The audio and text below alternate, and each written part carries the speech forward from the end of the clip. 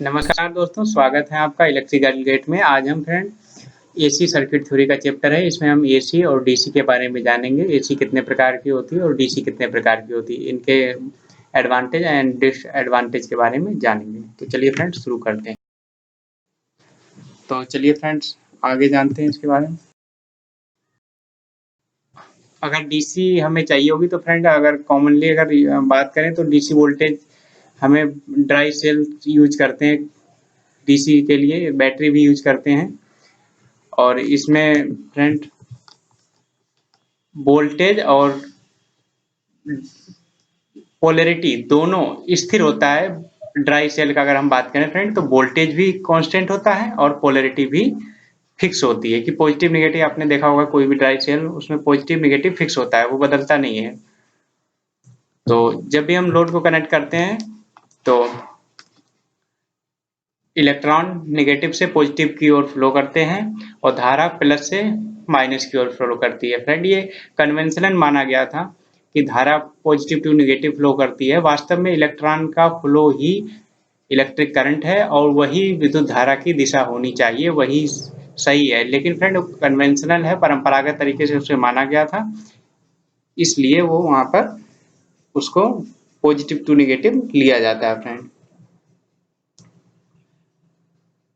तो फ्रेंड देखते हैं डीसी होती है, डीसी के प्रकार। फ्रेंड इसमें हम देखते हैं कि पोलैरिटी चेंज नहीं होनी चाहिए, ध्रुवता चेंज नहीं होनी चाहिए फ्रेंड्स की। ये मेन है। इसका मैग्नीट्यूड चेंज हो सकता है फ्रेंड, लेकिन इसकी दिशा चेंज नहीं होगी। तो ये आपको डीसी यहाँ पे 3 प्रकार की डीसी दिखाई गई है फ्रेंड। देखिए ये प्योर डीसी है। ये देखिए आप, ये प्योर डीसी हमें सेल या बैटरी से प्राप्त होती है फ्रेंड। इसमें आपने देखा होगा कि वोल्टेज और पोलैरिटी दोनों फिक्स होती है और लोड के हिसाब से करंट का मैग्नीट्यूड एंड डायरेक्शन सेम होता है। ये हमें बैटरी या फिर सेल से प्राप्त होती है। वायरिंग डीसी ये फ्रेंड हमारा ऑसिलेटर सर्किट से भी प्राप्त होती है, ऐसे इलेक्ट्रॉनिक सर्किट से प्राप्त होती है। ये इसका मान तो परिवर्तित हो रहा है फ्रेंड, ये देख रहे होंगे आप। समय के साथ टाइमलाइन के साथ इसका मान तो परिवर्तन हो रहा है, लेकिन दिशा परिवर्तित नहीं हो रही, दिशा सेम है, ये नीचे नहीं आ रही। तो इसका मतलब ये डीसी है। तो ये वायरिंग डीसी नंबर 2 प्रकार की है। और 3 नंबर में आते हैं फ्रेंड, ये है पल्सेटिंग डीसी। तो ये फ्रेंड आपने देखा होगा हाफ वेव रेक्टिफायर से आप प्राप्त करते हैं इसको। तो ये भी डीसी। तो डीसी 3 प्रकार की होती है फ्रेंड। प्योर डीसी जो हमें बैटरी या सेल से प्राप्त होती है।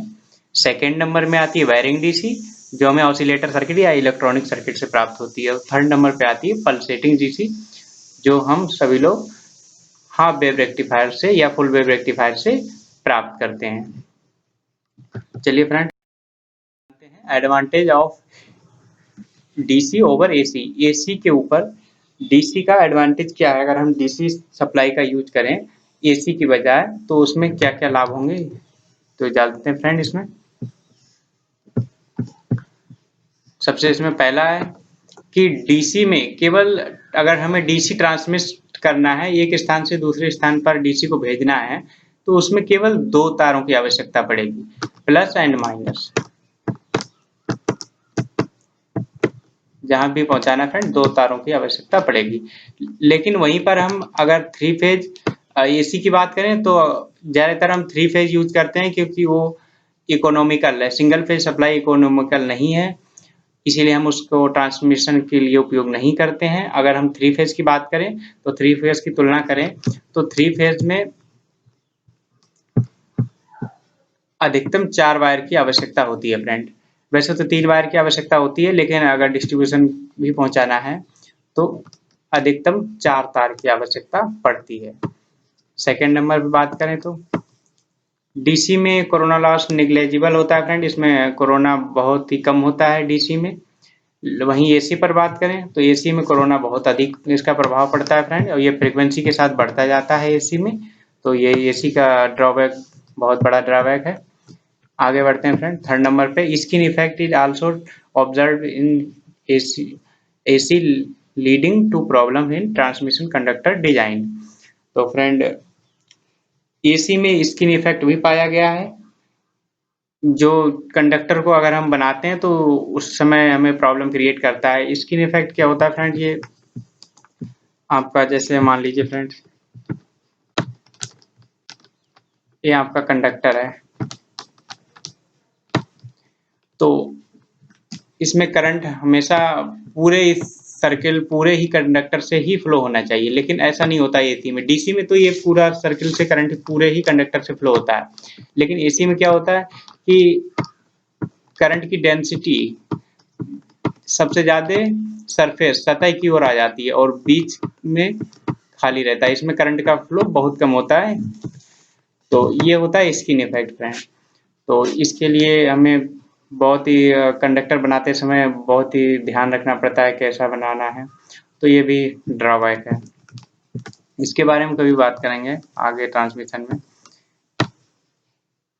और इसमें कोई प्रॉक्सिमिटी इफेक्ट नहीं होता है, निकटता प्रभाव जिसे कहते हैं, इसमें डीसी में भी नहीं होता है, एसी में ये होता है। और इसमें कैपेसिटेंस और इंडक्टेंस का भी कोई प्रभाव नहीं पड़ता है डीसी में फ्रेंड। ये सबसे बड़ी बात है। इसमें डीसी इंडक्टेंस और कैपेसिटेंस हमें कोई कहीं पर भी जोड़ना घटाना नहीं पड़ेगा, कभी भी कैलकुलेशन भी नहीं करनी पड़ेगी। तो ये सबसे बड़ा फायदा है, इसमें कोई भी इंडक्टेंस और कैपेसिटेंस का लॉस नहीं होता है। अब हम कंपेरिजन करते हैं एसी और डीसी का। सबसे पहले एनर्जी, अगर ट्रांसमिट करने वाली एनर्जी के हिसाब से बात करें तो एसी के बारे में बात करें अगर हम, तो एसी को अधिक दूरी तक ट्रांसमिट किया जा सकता है, लेकिन डीसी को अधिक दूरी तक नहीं ले जाया जा सकता फ्रेंड। डीसी को अधिक दूरी तक नहीं लिया जा सकता। और सेकंड, हम फ्लो ऑफ इलेक्ट्रॉन के आधार पे बात करें, फ्लो ऑफ इलेक्ट्रॉन के आधार पे फ्रेंड, तो इसमें rotating magnetic along the wire, घूमता हुआ चुंबकीय क्षेत्र चालक पर बनता है फ्रेंड। इसमें एसी में पोलैरिटी सेम नहीं रहती, बदलती रहती है, तो इसलिए इलेक्ट्रॉन की दिशा भी बदलेगी बहने की, तो जिससे rotating magnet along with wire. And DC में बात करें तो स्थिर मैग्नेटिक फील्ड प्राप्त होता है हमें। फ्रीक्वेंसी की बात करें फ्रेंड, तो फ्रीक्वेंसी भारत में फिक्स्ड है, एसी की फ्रीक्वेंसी 50 हर्ट्ज, लेकिन अमेरिका और कुछ देश ऐसे हैं जहाँ पर 60 हर्ट्ज भी यूज करते हैं, तो वहाँ पे सप्लाई वोल्टेज 110 वोल्ट रखा जाता है और हम लोगों का यहाँ पे 220 वोल्ट रखा जाता है। तो चलिए फ्रेंड डीसी में जानते हैं।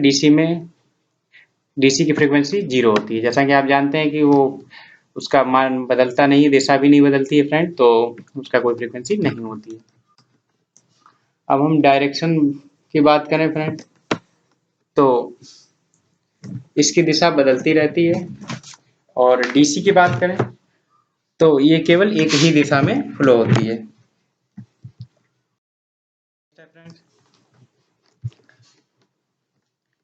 करंट के आधार पर बात करें तो फ्रेंड,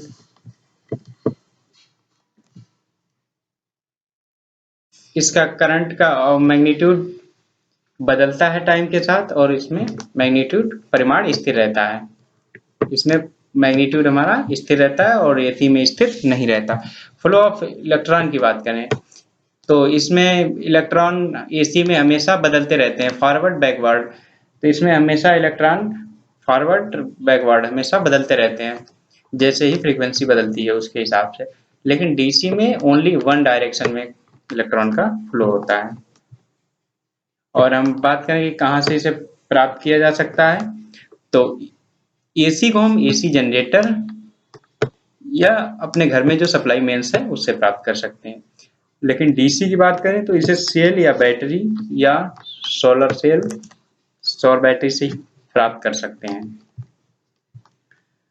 और पैरामीटर्स की बात करें इसमें, तो पैसिव पैरामीटर की इसमें इम्पीडेंस होता है और इसमें ओनली रेजिस्टेंस होता है। इम्पीडेंस में इंडक्टेंस, कैपेसिटेंस और इन सब का कैलकुलेशन करके फ्रेंड निकालते हैं। तो इसमें इम्पीडेंस होता है और इसमें ओनली रेजिस्टेंस का प्रभाव होता है। और पावर फैक्टर की बात करें तो एसी का पावर फैक्टर हमेशा आप लोग जानते होंगे 0 से 1 के बीच में रहेगा, इससे ना ही घटेगा और ना ही बढ़ेगा, 0 से 1 के बीच में ही रहेगा। ये लैगिंग या लीडिंग हो सकता है फ्रेंड, इसके बारे में भी आगे जानेंगे। लेकिन डीसी का याद रखें फ्रेंड, हमेशा पावर फैक्टर 1 होता है हमेशा। और टाइप्स की बात करें एसी में तो साइनोसॉइडल है, ट्रेपेजॉइडल है, इसमें आपका सॉ टूथ आता है, और इसमें कई फ्रेंड काफ़ी आते हैं, तो उसके बारे में अभी आगे देखेंगे। और डीसी के बात करें तो फ्रेंड प्योर डीसी और पल्सेटिंग डीसी 2 प्रकार की होती है। आगे हम एसी के बारे में जाने फ्रेंड। एसी की डायरेक्शन और मैग्नीट्यूड दोनों समय के साथ बदलता रहता है। इसमें अपना इंटरवल्स के बाद, सम इंटरवल्स के बाद फ्रेंड इस प्रकार से बिट टाइम के हिसाब से ये मैग्नीट्यूड है। तो फ्रेंड ये देखिए ये बदलता रहता है। ये इसी प्रकार से समय के साथ दिशा पॉजिटिव एंड निगेटिव फ्रेंड। देखिए फ्रेंड ये पॉजिटिव फिर निगेटिव, फिर पॉजिटिव फिर निगेटिव, तो यहाँ से दिशा भी बदल रही है। और मैग्नीट्यूड यहाँ पे मैक्सिमम 0 फिर मैक्सिमम फिर 0, तो ये बदलता रहता है।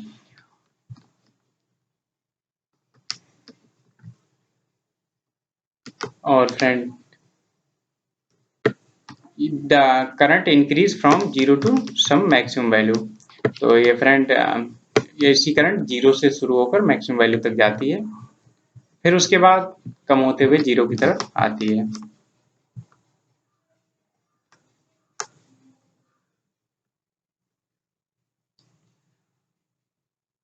तो आगे फ्रेंड देखते हैं। This same pattern is then repeat as flow of opposite direction. ये फ्रेंड मैंने आपको बताया है कि ये पॉजिटिव हाफ साइकिल, उसमें भी 0 से मैक्सिमम, मैक्सिमम से 0, फिर यही निगेटिव में 0 से मैक्सिमम, मैक्सिमम से 0 की तरफ फ्लो होती है। ऐसा ही इसमें चलता रहता है एसी में हमेशा।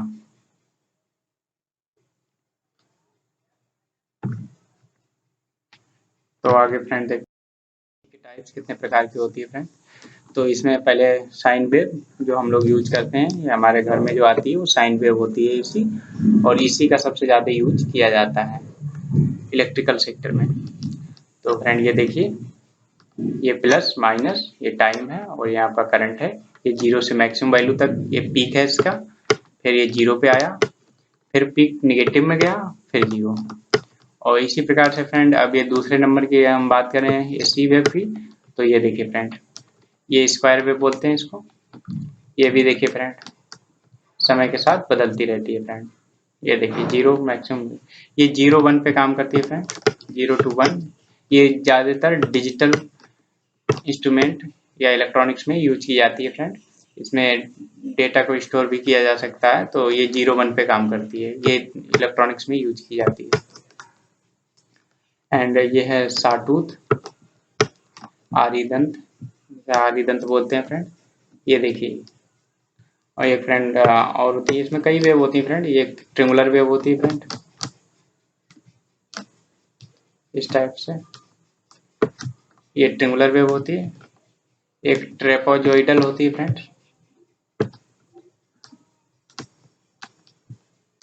कुछ इस टाइप से। तो फ्रेंड ये एसी के प्रकार हैं, और इन सब में डायरेक्शन एंड मैग्नीट्यूड दोनों समय के साथ बदल